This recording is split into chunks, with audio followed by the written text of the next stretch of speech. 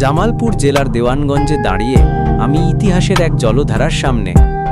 এটি কোনো সাধারণ নদী নয়, এটি পুরাতন ব্রহ্মপুত্র।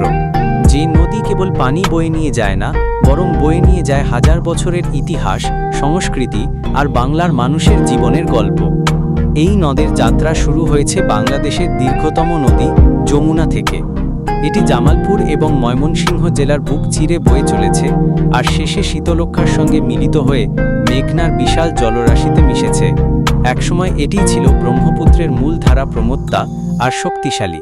কিন্তু 1787 সালের এক ভয়ঙ্কর ভূমিকম্পের পর এর গতিপথ পাল্টে যায়, আর তখন থেকেই এটি পুরাতন ব্রহ্মপুত্র নামে পরিচিত।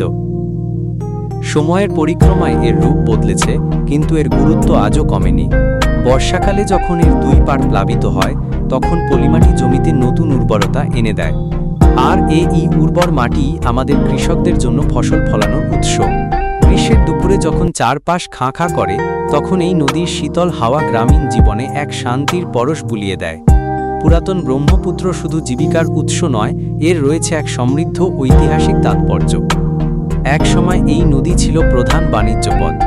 এর বুক চিরে চলত হাজারো নৌকা, যার মাধ্যমে ব্যবসা বাণিজ্য ও মানুষের যাতায়াত হতো।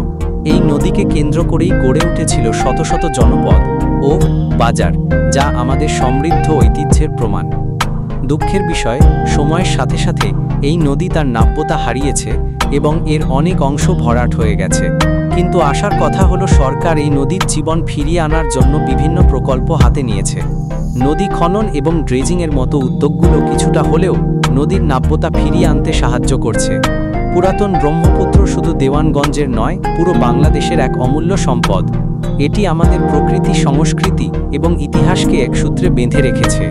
সময়ের স্রোতে এর ধারা হয়তো বদলে গেছে, কিন্তু এর সৌন্দর্য আর ঐতিহ্য আজও অম্লান। এটি শুধু একটি নদী নয়, এটি আমাদের হৃদয়ের এক টুকরা, এক জীবন্ত কিংবদন্তি।